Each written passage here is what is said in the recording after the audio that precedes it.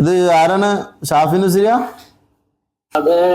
ആ, ഞാന് ഷഫീഖ് സഖാഫി നമ്മളെ പേര്. നമ്മളെ പേര്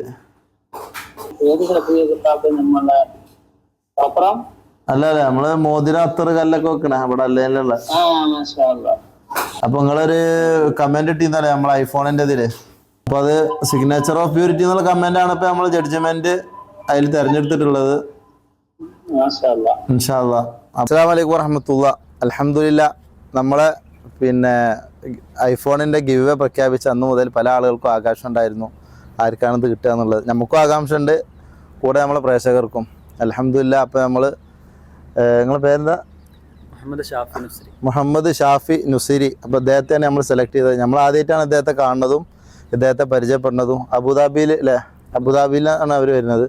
അപ്പോൾ നമ്മൾ സംശയം ഉണ്ടാകുന്നത് എവിടെയുള്ള ആൾക്ക് കിട്ടുമെന്ന് നമുക്കറിയില്ല. കേരളത്തിൽ പല നാട്ടിൽ നിന്നുള്ള ആളുകൾ പങ്കെടുത്തിരുന്നു, ഇൻസ്റ്റാഗ്രാമിലും ഫേസ്ബുക്കിലും ടിക്ടോക്കിലൊക്കെ ഉണ്ടായതുകൊണ്ട്. പക്ഷേ UAE തന്നെയുള്ള അതന്നെ അബുദാബിയിലുള്ള ഒരാൾക്ക് ഇത് കിട്ടിയെന്നുള്ള നമുക്കൊരു സന്തോഷമുണ്ട്. നമ്മൾ കുറച്ചുകൂടി പറഞ്ഞിരുന്നത് അർഹതപ്പെട്ട ഒരാൾക്ക് തന്നെ കിട്ടണം എന്നുള്ളത്. കാരണം ആർക്കെങ്കിലും കിട്ടിയിട്ട് കാര്യമില്ലല്ലോ.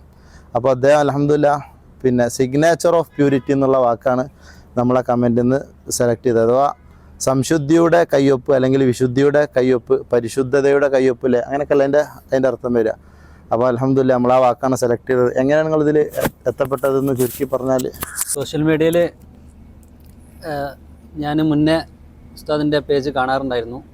അത്തറ്, മോതിരം, അതിനോടൊരു മാനസികമായ ഇഷ്ടമുള്ളത് കൊണ്ട് തന്നെ അതിനെക്കുറിച്ച് സ്വാഭാവികമായിട്ടും സെർച്ച് ചെയ്യുന്ന സമയത്ത് അങ്ങനെ കണ്ടതാണ് ലൈനിൽ ഇങ്ങനെ ഷോപ്പുള്ളത്. അപ്പോൾ ഇവിടെ വരണമെന്നൊക്കെ ആഗ്രഹം ഉണ്ടായിരുന്നു. പടച്ചോൻ വിധിച്ചത് ഈ രൂപത്തിൽ വരാനാണ്.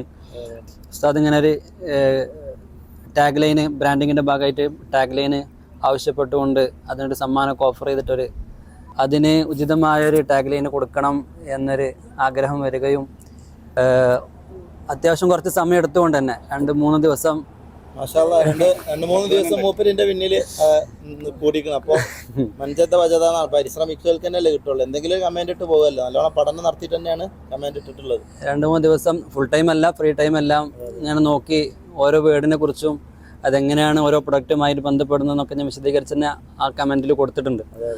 അപ്പോൾ ആ രൂപത്തിൽ എഴുതി ഷെയർ ചെയ്തു. ഇന്നലെ ഉസ്താദ് വിളിച്ച് ഇങ്ങനെ വിഷയങ്ങൾ നിങ്ങളുടെ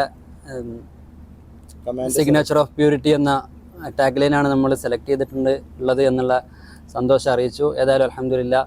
അപ്പോൾ ബിസ്മില്ലാഹിർ റഹ്മാനിർ റഹീം നമ്മളിത് കൈമാറാണ് ഇൻഷാ അല്ലാഹ്. ബിസ്മില്ലാഹിർ റഹ്മാനിർ റഹീം. അല്ലാഹു അക്ബർ, അല്ലാഹു അക്ബർ. നമ്മൾ അബു ആസിഫാൻ്റെ ഒക്കെ നേതൃത്വത്തിലുള്ള ടീമാണ്. 3 ആളുകൾ കൂടിയിട്ടൊരു ഗ്രൂപ്പൊക്കെ ഉണ്ടാക്കിയിട്ടാണ് ജഡ്ജ്മെൻറ്റ് ചെയ്തിരിക്കുന്നത്. അതിനൊരു ഗ്രൂപ്പ് ഉണ്ടാക്കിയിട്ടുണ്ട്. കാരണം 1000 കമൻറ്റിൽ പിന്നെ 100 കണക്കിന് സ്ക്രീൻഷോട്ടൊക്കെ എടുത്തിട്ടാണ് ചെയ്തിട്ട്. ബിസ്മില്ലാഹിർ റഹ്മാനിർ റഹീം. അല്ലാഹു അക്ബർ, അല്ലാഹു അക്ബർ, അല്ലാഹു അക്ബർ വലില്ലാഹിൽ. അപ്പോൾ അസ്സലാമു അലൈക്കും വറഹ്മത്തുള്ളാഹി.